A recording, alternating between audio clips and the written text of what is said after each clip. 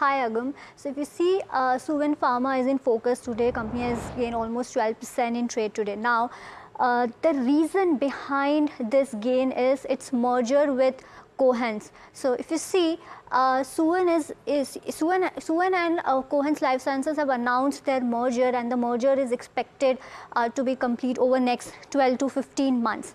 Now if you see, the transaction for this merger would be 11 equity shares of Suven will get to Cohance shareholder for every 25 shares held in Cohance. Now also the proposed merger, now the interesting thing is the proposed merger here would be double digit EPS accretive in the first year itself. Also if you see company, now let's look at the valuation from, now company is buying at 30% discount to its own multiple. So if you see the multiple for Suven is around trading at what, 45x, now 30% to that will go to around 30x. If you see the Cohance profit in FY24 is around 200. So the deal is actually completing at almost 6,000 crores. Also, if you see now why the rationale behind this deal is, this will strengthen company's CDMO industry leadership position. So Suven is already into CDMO and also specialty chemicals. Now this merger will enhance its CDMO capabilities, plus Cohance is also into API business. So they deal into low volume and high value API business. So this will benefit the merged entity as a whole on the back of their CDMO business, their specialty chemical business, and also API business.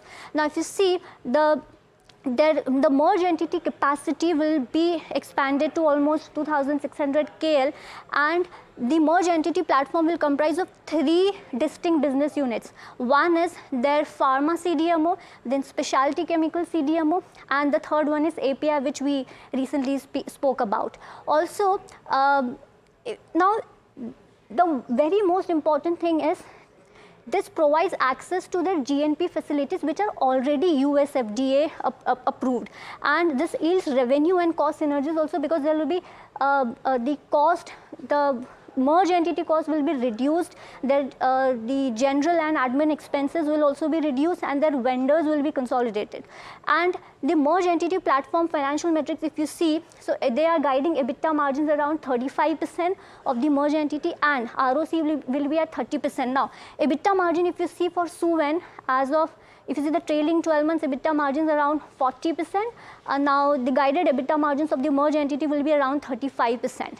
And moving on to see, now let's see the Cohance Lifesciences. What is it? What is the overview of this company? So it offers products and services from development to commercialized products. So end-to-end service Cohance gives. Also, so as I spoke, so provides end-to-end CDMO services to global innovators, which is a high margin product, of course.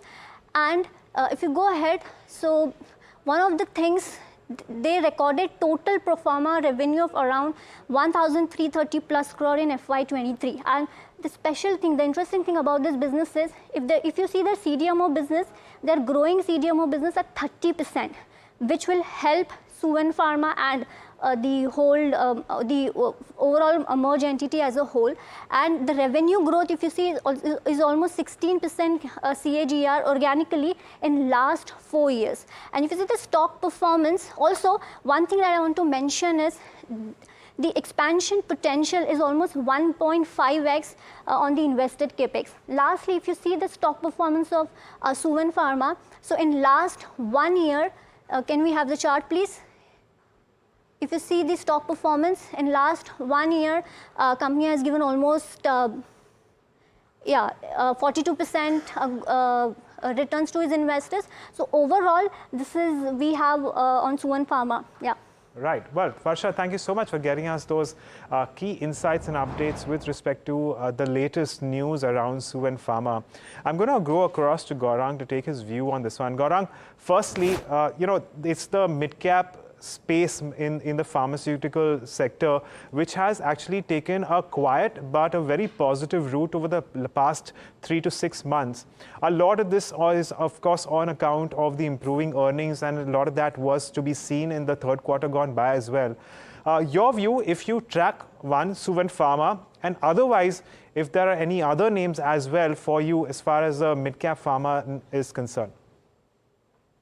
Thank you, Agam, for having me on the show, and good afternoon to all of you all. We had a coverage on Suven Pharma, and with this close to 8% uptick this morning on fallback of the news with Cohance, our targets are in place. So we have given out a sell recommendation on Suven Pharma. Yes, the synergies are likely to evolve once the process comes to a decisive end, and that will be value accretive also. There is no doubt about it, as your colleague was also mentioning certain parameters. But at current levels, since the target that we had set aside is already in place, we've given out a sell recommendation. We'll possibly review it as the deal evolves going forward from here on. Other than this, if you would like to, look at some other mid-cap names, then there are two names from the same corporate, which is Zydus Life and Zydus Wellness. We have a coverage over here. Aurobindo Pharma, Natco Pharma are the other two names. Alembic Pharmaceuticals is the third name that we are positive on. And our sense is that companies which are associated with research as well as generics and APIs, they are likely to perform pretty well compared to the overall sector.